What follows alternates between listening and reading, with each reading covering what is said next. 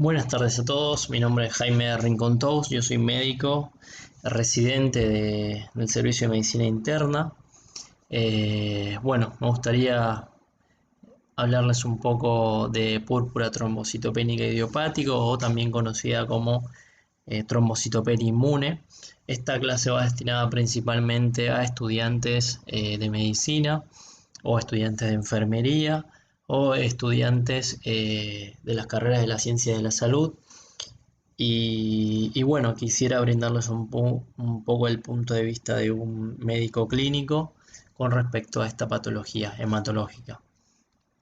Bueno, como modo de introducción, la definición es una enfermedad autoinmune adquirida caracterizada por una trombocitopenia aislada, es decir, que la serie roja y la serie blanca va a estar conservada, y con un recuento menor a 100.000 plaquetas, sin otra etiología que explique esta plaquetopenia. Por lo tanto, el diagnóstico es de exclusión. Puede estar desencadenada por infecciones virales, vacunas, incluso medicamentos. Bueno, en cuanto a la epidemiología, para no aburrirlos mucho, afecta en general de 2 a 4 pacientes por cada 10.000 habitantes. Y en cuanto a la fisiopatología, podemos decir que el principal mecanismo de la destrucción plaquetaria es a través de anticuerpos antiplaquetarios, y además de eso también se ha estudiado mucho la disminución de la síntesis de plaquetas, y esto se puede explicar por distintos mecanismos, tanto por estímulos o negativos sobre los megacariocitos, así como por la disfunción de un sistema que se está estudiando actualmente, que es el sistema MR a nivel hepático, el cual detectaría el envejecimiento de las plaquetas y estimularía la producción de trombopoietina. Bueno, este sistema parece estar afectado en los pacientes con púrpura trombocitopénica idiopática. Acá graficamos la fisiopatología, vemos cómo las células plasmáticas, los plasmocitos, generan anticuerpos que ayudan a destruir, a fagocitar las mismas plaquetas por parte de los macrófagos, y además también actúan sobre los megacariocitos para disminuir la síntesis plaquetaria. Bueno, como diagnóstico diferenciales de esta enfermedad, tenemos que tener en cuenta todas las causas de plaquetopenia y de sangrado que hay, y podemos dividirlo en mecanismo inmune y mecanismo no inmune.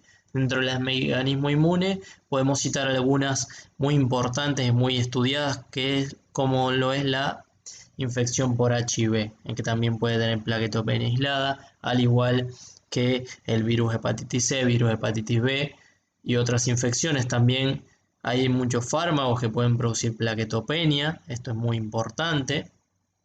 Y bueno, enfermedades obviamente de la médula ósea, ¿no? Tanto congénitas, que se da más en la edad pediátrica, como síndromes linfoproliferativos o afectación de la médula ósea. Bueno, y las manifestaciones clínicas. ¿Cómo viene un paciente que tiene plaquetopenia y que tiene una púrpura trombocitopénica idiopática? La mayoría de los pacientes vienen con petequias, es decir, manchas rojas a nivel de la piel y también a nivel de las mucosas, ¿no? Acá vemos en el paladar. Pero además pueden presentarse o pueden tener a lo largo de su evolución sangrados a nivel digestivo, a nivel urinario, también sangrado intracraneal, que es el más severo, ¿no? Bueno, y en cuanto al riesgo de sangrado, se ha estudiado que los pacientes que tenían hemorragia intracraneal en general tenían historia previa de sangrado en otros órganos, tenían hematuria, tenían hemorragia digestiva, y además que estos sangrados se daban en la etapa aguda y menos en la etapa crónica. Y en cuanto a la evolución, en los niños, los pacientes pediátricos tienen mejor evolución, suelen remitir la mayoría. Sin embargo, en los adultos hasta un 80% se puede cronificar, ¿no? Es decir, puede durar más de un año. En cuanto a la clasificación, tenemos que hablar de una PTI de reciente diagnóstico, persistente y crónica. Crónica cuando es mayor de 12 meses y persistente cuando es de 3 a 12 meses. En cuanto al diagnóstico, lo más importante y el concepto que se tienen que llevar es que es un diagnóstico de exclusión, es decir, que no existe al día de hoy un estudio que te confirme que el paciente tiene púrpura trombocitopénica idiopática. Entonces, ¿qué estudios ¿O cómo tenemos que estudiar un paciente con PTI? Bueno, lo primero y lo fundamental para estudiar un paciente con púrpura trombocitopénica idiopática es una historia clínica completa, como todo clínico, preguntar bien desde cuándo comenzaron los síntomas, si ha tenido pérdida de peso, si ha tenido infecciones, si ha tenido alguna otra manifestación clínica que nos pueda orientar hacia otra patología distinta de la PTI. Si el paciente no refiere nada de esto, de igual manera tenemos que hacer una serie de estudios complementarios, los cuales son un hemograma completo para ver todas las series, estudio de la coagulación, estudio de química, estudio del hepatograma para ver que el paciente no sea un cirrótico y por eso tenga plaquetopenia por hiperesplenismo. Bueno, también además tenemos que pedir serologías virales para HIV, como ya hablamos anteriormente, hepatitis C, hepatitis B y si el paciente en general tiene mayor de 60 años, se recomienda biopsiar la médula porque podría tener este paciente la plaquetopenia ser una manifestación inicial de un trastorno a nivel de la médula ósea, ¿no? Y el Helicobacter pylori que más adelante vamos a ver por qué es importante. Bueno, en cuanto al tratamiento, tenemos que dividir al paciente de acuerdo al recuento plaquetario. Es decir, si el paciente tiene mayor a 50.000 plaquetas y no está sangrando, el tratamiento es hacer un control evolutivo del paciente sin iniciar tratamiento farmacológico. Si este paciente está sangrando con más de 50.000 plaquetas, tendríamos que estudiar otra causa de ese sangrado, ¿no? Porque es raro que con 50.000 plaquetas o más el paciente sangre. Si el paciente tiene entre 20.000 y 50.000 plaquetas, en general y está sintomático, uno no suele iniciar tratamiento farmacológico, salvo excepciones, y se hace también control evolutivo. Y si el paciente presenta sangrado, al igual que si el paciente tiene menor de 20.000 o menor de 30.000 plaquetas, se sugiere iniciar un tratamiento farmacológico, que obviamente tratamiento farmacológico de primera línea son los corticoides, que ahora vamos a decir cómo se usan, y además también valorar el inicio de inmunoglobulina en caso de hemorragia grave o plaquetopenia severa menor de 10.000 plaquetas. Bueno, ¿qué hacer en la hemorragia grave? Esto es una de las principales cosas que puede preocupar al médico que está de guardia, al médico clínico, al médico de la guardia. ¿Qué hago con el paciente que comienza a sangrar, que tiene un sangrado y tiene plaquetopenia severa, pero no es una plaquetopenia cualquiera, es una plaquetopenia generada por un proceso autoinmune, por una generación de anticuerpos? Entonces, ¿qué es lo que tengo que hacer con este paciente? Primero, medidas de soporte. Como todo paciente que está sangrando, estabilizar los signos vitales, obviamente ponerles vías para poder pasarle líquidos, para poder transfundirlo, monitorizarlo y demás. Además de eso, por supuesto, tengo que suspender todos los tratamientos que le aumenten el sangrado, sea anticoagulación o antiagregantes plaquetarios. Además de eso, si el paciente lo requiere, que en estos casos los pacientes con PTI requieren en el momento de sangrado agudo, transfusión de plaquetas, que como se consumen rápidamente, suelen requerir muchas transfusiones por día para poder estabilizar el sangrado. Además de eso, obviamente iniciar el tratamiento farmacológico de primera línea, que son los corticoides, y además se le puede administrar inmunoglobulina para un rápido o el mayor ascenso de plaquetas posibles. Además, se pueden usar otros tratamientos como el ácido tranexánico, que la verdad es que no hay estudios muy grandes con este tratamiento. Es un tratamiento de salvataje para cuando el paciente está sangrando mucho y no hay posibilidad de parar el sangrado. Y ojo que está contraindicado en los pacientes que tienen hematuria. Bueno, tratamiento para prevenir el sangrado. Un paciente que tiene menor de 25.000 plaquetas, ya hoy está demostrado que ese paciente tiene hasta 7 veces más riesgo de tener internaciones por sangrados. Por lo cual estos pacientes hay que darle tratamiento, aunque todavía no estén sangrando. Entonces, a estos pacientes en general se les va a iniciar tratamiento. Y recordar que los pacientes que deban realizar anticoagulación tienen que tener un recuento plaquetario mayor a 50.000.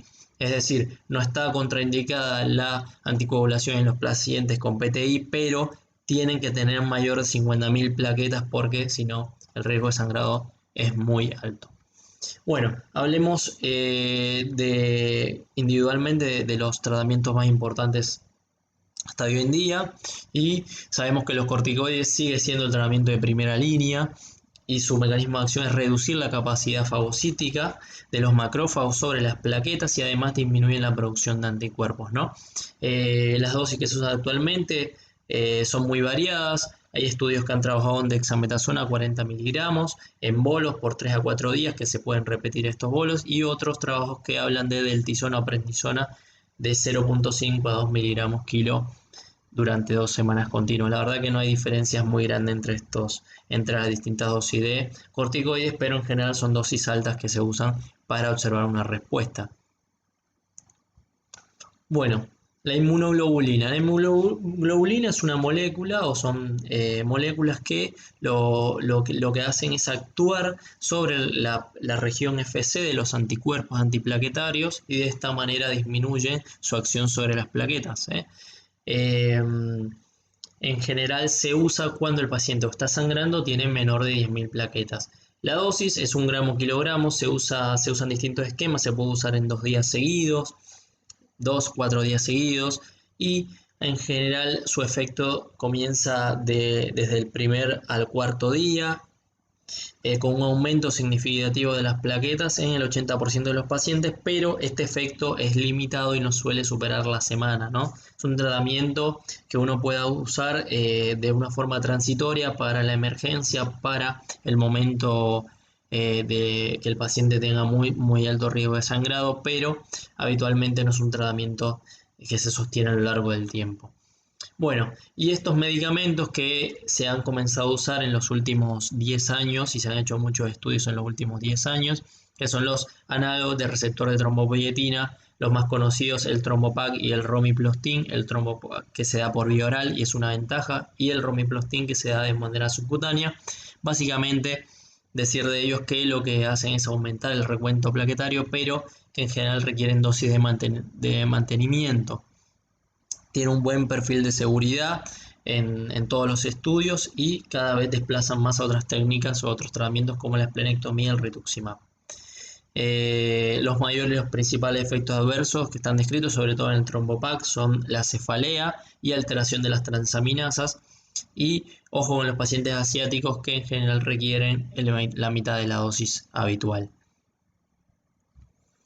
Bueno, a considerar de estos fármacos, hay algunos estudios que han reportado que los pacientes pueden tener fibrosis con reticulina al nivel de la médula ósea, los pacientes que han recibido estos tratamientos, pero hacen falta estudios con mayor número de pacientes para confirmar estos hallazgos. Y aparte, hoy en día no hay estudios que hayan hecho un seguimiento de más de 10 años de los pacientes, por lo cual se desconoce cuáles serán los efectos adversos a largo plazo en estos pacientes. Muy bien. Bueno, otros tratamientos que se pueden usar como segundas o terceras opciones en los pacientes que son refractarios al tratamiento previamente mencionados son el rituximab, micofenolato, y hay muchas otras drogas que se han usado en estudios más pequeños. El rituximab tiene un efecto parecido a esplenectomía, básicamente es un receptor un anticuerpo monoclonal contra los receptores CD20, por lo tal, esto genera una respuesta en el 60% de los pacientes que suelen recaer a los 2 años habitualmente, en cuyo tiempo incluso se puede volver a repetir la dosis, ¿no? Los efectos adversos más conocidos de este medicamento son las infecciones que pueden traer. Y la esplenectomía, que era un tratamiento, es incluso hoy el tratamiento más efectivo en cuanto al aumento del recuento plaquetario, pero debido a su complejidad, a sus riesgos quirúrgicos y a todos los efectos adversos que puede tener, sobre todo con respecto a las infecciones por gérmenes capsulados, se ha desplazado por otros tratamientos. Y básicamente en general se dejan para pacientes que son refractarios a todos los tratamientos y que en general tienen más de 1 año sin respuesta a los tratamientos instaurados. Y básicamente los efectos adversos son, además de los perioperatorios, las infecciones, sobre todo frente a gérmenes capsulados. Por eso los pacientes hay que tratar de vacunarlos 2 semanas antes de la esplenectomía. Muy bien, sobre el Helicobacter pylori y la relación que tiene con la PTI, en realidad lo que se ha estudiado es que hasta un 20% de los pacientes que realizaron tratamiento para el Helicobacter pylori, estos pacientes, una vez demostrado que se erradica el Helicobacter pylori, muchos suelen tener un aumento del recuento plaquetario, y esto la fisiopatología no se entiende bien, pero se sospecha que puede ser porque una proteína que tiene el Helicobacter pylori genera anticuerpos que pueden hacer reacción cruzada con las plaquetas. Muy bien, el SARS-CoV-2, la pandemia actual por coronavirus, básicamente la infección por coronavirus puede generar una recurrencia o reactivar una PTI de un paciente. Bueno, y a modo de conclusión, lo más importante es recordar que es un diagnóstico de exclusión, que en general el paciente tiene que tener menos de 100.000 plaquetas. Recordar que los pacientes que están sangrando habitualmente, nosotros tenemos que considerar tratamiento con inmunoglobulina, con corticoide y transfusión de plaquetas, y la esplenectomía en general cada vez se está dejando para los pacientes que tienen más de un año de tratamiento sin respuesta. Bueno, muchísimas gracias. Esta es la bibliografía que les dejo, en la cual me basé. Y si tienen alguna duda o si quieren charlar, que prepare alguna otra clase, algún otro tema interesante, generar debate sobre algo, déjenme en los comentarios por favor, y yo podré realizar la clase y seguimos mejorando el conocimiento médico. Muchas gracias.